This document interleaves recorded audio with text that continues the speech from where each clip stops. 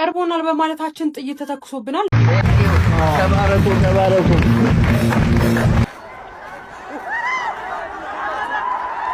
የሀገር በቀል ዕውቀትና ክህሎት በመናወራ ሰዓት የራሳችን የሆነን ነገር በቅርብ ጓደኛዋ በመትላት እንግዲህ ምቀኝነት ተነስቶባት ወይም የሷ ማግኘት በጣም ያንገበገባት ማለት ይቻላል በብዙዎች ዘንድ መነጋገሪያ ሆኗል። ታዋቂነትን ያተረፈው በሀገር በቀል ዕውቀት መድኃኒቶችን በመቀመም የሚታወቀው ዮሐንስ ሽፈራው እንግዲህ ካባን ተጎናጽፏል። ላይክ ሰብስክራይብ እንዳይረሳ። ቀጥታ ወደ ቪዲዮ።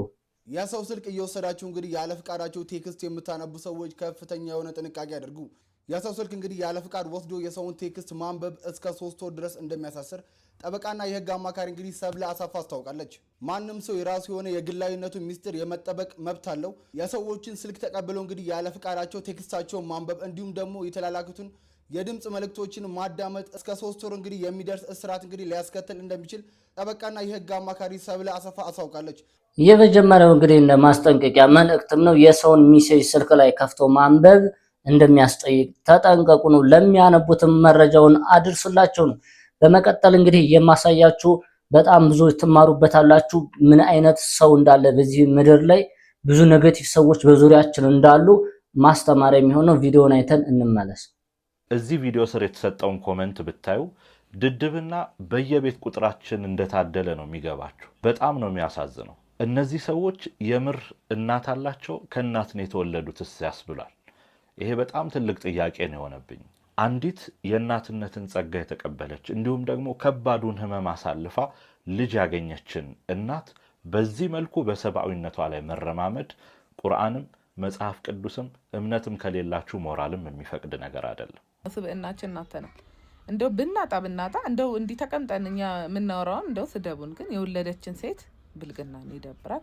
እንኳን ማርያም ማረችሽ፣ እንኳን እግዚአብሔር ረዳሽ፣ ልጅሽ የሚያድግ የሚጦርሽ እንደተመለከታችሁት እንግዲህ በሰሞኑ በጣም አነጋጋሪ የሆነው በቲክቶክ ስሟ ጀሩካ የምትባለው ማለት ነው ከ9 ወር በኋላ የእናትነት ጸጋን ካገኘች በኋላ ቀድሞ የነበረው መልኳ ተለውጦ እንግዲህ ቪዲዮ ላይ እንደምትመለከቱትም እንግዲህ ብዙ መከራ አለውና ከዛ በኋላ ከወለደች በኋላ ብዙዎች እንግዲህ በኮሜንት ታዋቂም ስለሆነች በቲክቶክ በሶሻል ሚዲያው ላይ ማለት ነው ኔጌቲቭ መልእክቶችን ማስተላለፍ አስቡት። እንግዲህ አንድ ሰው መከራውን አይቶ ደስታን ባገኘበት ሰዓት ታዲያ በዙሪያችን ምን አይነት ሰው እንደሚሰበሰብ አስቡ። እንግዲህ በጣም ብዙዎችን አነጋጋሪ ሆኗል። 99% የሚሆነው በቃ ኔጌቲቭ ነገር ነው የሚያወራው ማለት ነው ስለሷ በቃ ስላለው ነገር።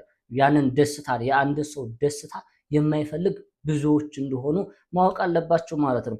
በመቀጠልም የማሳያችሁ እንግዲህ የቅርብ ጓደኛ ፈጣሪ እንግዲህ ይሰውራችሁ ነው። ከግል ጓደኛ የቅርብ ሆኗቸው ከሚመቀኝባቸው ለብዙዎች አስተማሪ ነው የሚሆነው። እጣ ደርሷት ጓደኛዋ ካልተካፈልኩሽ አይሆንም እያለች ነው።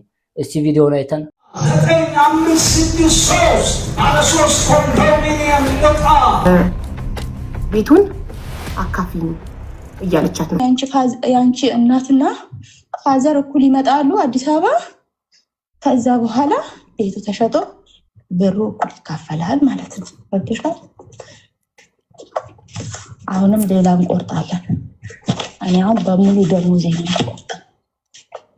በሙሉ ደሞዜ ቆርጥና መከራለሁ መድሌን ማለት ነው። ከዛ ታካፊያታለሽ ሲደርስሽ ሚሚ አንቺ በሙሉ ደሞዝሽ ቆርጥሽ ሲደርስሽ ታካፊያታለሽ። አስረግጬና ማካፈላታው አካፈላታለሁ። ይሄን እንድታካፍልሽ አይመስልም ግን ነገሩ እንትን 500 ሚሊዮን አይደለም 5.5 ሚሊዮን እኔ ሲጀመር እኔ አይመስለኝም ግን ያው ስልሽ እኔና እሷ እግዚአብሔር ነው የሚያውቀው ማለት ነው። ስለዚህ ይሄ ነገር እኔ እንድታካፍለኝ አይደለም። እኔ በሙሉ ደሞዜ ብቆርጥ በሁለት ሰው በአንድ ሰው ቢቆርጥ ቢወጣልኝ ሚሚ እኔ እንደዚህ አርግተ እንደዚህ ደርሶኛል እኔ እንደዚህ ነኝ። እኔ እንደሷ ክፋት የለኝም። እሷ ግን ለኔ ክፉ ነች። ውስጧ እኔ አውቃታለሁ ሁሉ ብዙ ነገር አለ እሷ እኔ ውስጤ ማለት ነው። እኔ ምን ለምሳሌ አንድ ላይ ማውራት አይቻልም። ወይንሸት ሚውት አርጊ፣ ሁለት ሰው አንድ ላይ ያውራ ሚውት አርጊ። ወይንሸት ለኔ ለምን አልሽ ነው ጥያቄው ነው። ሚሚዬ ሀቅ ስንነጋገር ምን አድርጋሽ ምን በድላሻለች እስከዛሬ? አሁን አንድ ጓደኛዬ ለኔ ክፉ ናት የምለው የሆነ ነገር ስትበድለኝ ነው አይደል? ይቺ ሴት ጥያታለሁ ማለት እኔ አልደረሰኝም በፊት ቆርጫለሁ ግን ብርም የለኝም አሁን አልቆርጥም ብያታለሁ። እውነት ነው ግን እንደዚህ ፈጣሪ ስለጻፈልሽ ነው ፑሽ እንድታደርግሽ እሷ ያደረጋት እሷን የላካት ወደ አንቺ ፈጣሪ። አንቺ ከዚህ በፊት ሁለቴ ነው የቆረጥኩት ያልሽ፣ ይሄ ሶስተኛሽ ነው። የተፈጠረው ምንድነው? የቤት እጣ ሎተሪ አለና በዛ ሄደሽ ክፈይልኝ በእናቴ ስም ብላ ትሄዳላት፣ አውጥታላት ብሯንም ያውሳታታል ያለው ነገር ማለት ነው። እና በኋላ ልጅቷ ቤት ይደርሳታል 2-3 ይሞክራል ማለት ነው። ከደረሳት በኋላ ያቺ የቆረጠችላት ጓደኛዋ የቅርቧ የተባለችው እኔ ነኝና የቆረጥኩልሽ ግዴታ ማካፈል አለብሽ፣ ካልሆነ ወደ ሌላ ነገር ነው የምንሄደው። እንግዲህ አምናት ጓደኛዋን እንግዲህ የቅርብ የነብላት እንደዚህ ደስታ ማብሰር ሲገባት እንኳን ደስ አለሽ ማለት ሲገባት ግን ምን አይነት የቅርብ ሰዎች እንደሚመቀኙን አስቦት። እንግዲህ ወይም ቤቱ ተሸጦ እንካፈላታለን እንጂ አይሆንም እያለች ነው። እስኪ ሀሳብ አስተያየታችሁን ስጡበት። በመቀጠልም የማሳያችሁ እንግዲህ ታዋቂው አርቲስት ኪሮስ ብዙዎቻችሁ በድራማ ላይ በተለያየ ላይ የምታውቁት ይሆናላችሁ ማለት ነው። በጣም ታዋቂ ነው። ብዙ ድራማዎችንም ሰርቷልና ሰይፉ ላይ ቀርቦ የተለያዩ ነገሮችንና ሀሳቦችን ሰጥቷል። ኪሮስ እንወድሃለን፣ እናከብረሃለን፣ እድሜ ከጤና ይስጥልን። አስነብዩ እጁ በጣቷ ገና ነኝ። ከዚህ ጋር እንኳን ብዙ አልተዋወቅኩም። አንብቢልኝ አንቺ እስቲ። እግዚአብሔር ብርሃኔና መድኃኒቴ ነው፣ የሚያስደነግጠኝ የሚያስፈራኝ ማን ነው? መዝሙረ ዳዊት ምዕራፍ 27 ቁጥር 15። ኪሮስ እንወድሃለን፣ እናከብረሃለን። እሺ እሺ እሺ። እግዚአብሔር ያሳድጋችሁ፣ ለትልቅ ደረጃ ያውቃችሁ። የእናንተ ዓለም ሰፊና ብሩህ ነው። ሰዎች እንደሚሉት ጨለማ አይደለም፣ ብሩህ ነው። ልበ ብርሃን አድርጎ እግዚአብሔር ፈጥሯቸዋል። ካሁኑ ብሬል ጽፋችሁ ማንበብ ችላችኋልና ወደፊት ደግሞ ለከፍተኛ ደረጃ እንደምትደርሱ ምንም ጥርጥር የለኝ። ደስ ይላል። በነገራችን ላይ እኔ አንድ ምናልባት አሁን ሰይፉሻ ያናግራቸዋል፣ ቱጌዘር የሚባል ማዕከል አለ። የዛ የቱጌዘር ማዕከል የአይነ ስውራንን የሚረዳ ማህበር ነው። የዛ አምባሳደር ነኝ።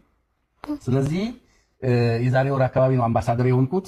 ከዛን ጊዜ ጀምሮ በሚችለው አቅም ሁሉ እንደኔና እንደናንተ ማየት የተሳናቸው ትውልድ ኢትዮጵያውያን የተሻለ ደረጃ ላይ የሚደርሱበትን መንገድ በጋራ ፈልገን ለማግኘት ጥረት አደርጋለሁ።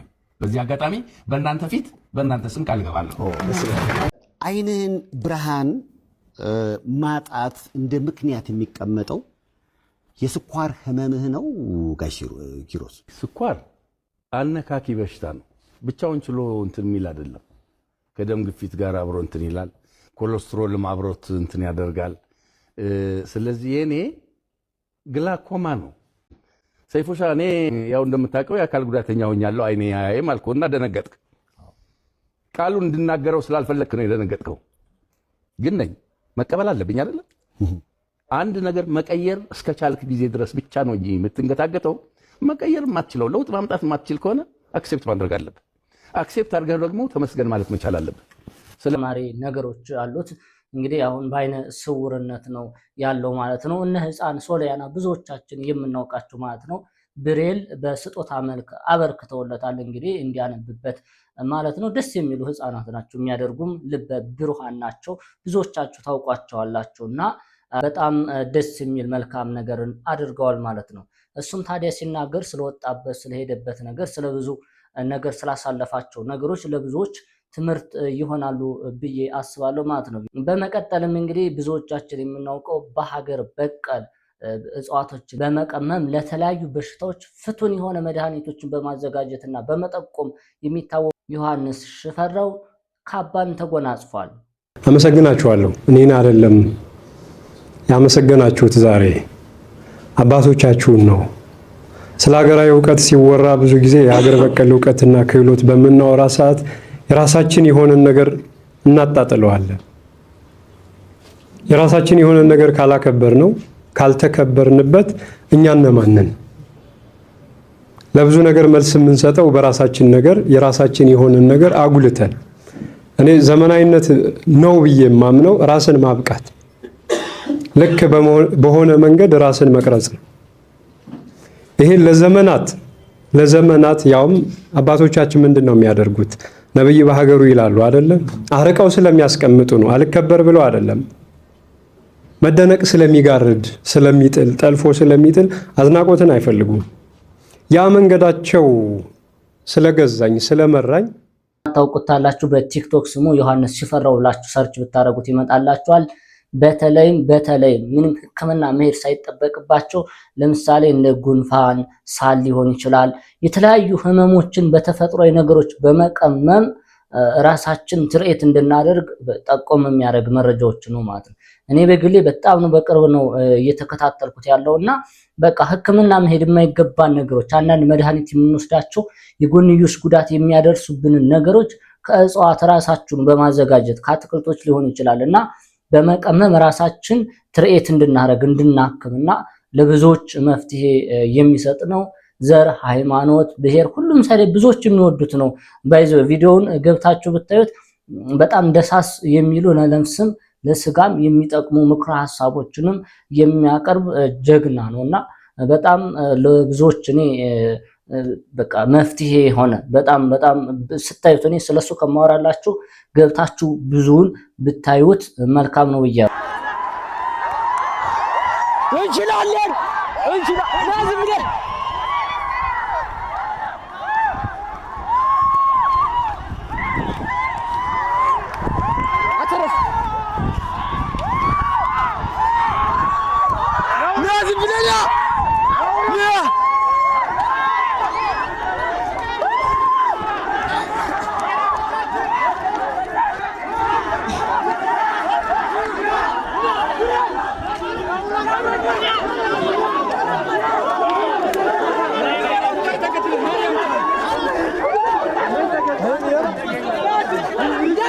ቀርቦናል በማለታችን ጥይት ተተኩሶብናል። እንዲሁም ደግሞ ከ10 በላይ የሚሆኑ ተማሪዎች በጸጥታ ኃይሎች ከዶርማቸው በግዴታ ተወስደውም ያሉበት ቦታ አይታወቅም ሲሉ የደባርቅ ዩኒቨርሲቲ ተማሪዎች ለቲክቫ ኢትዮጵያ ተናግረዋል። እንግዲህ በተለያዩ መረጃዎችም እየተገለጸ እንዳለው በደባርቅ ዩኒቨርሲቲ አሁን ላይ ተማሪዎች እየታሰሩና ግማሾቹም ደግሞ ምርመራ ላይ እየተደረጉ ነው።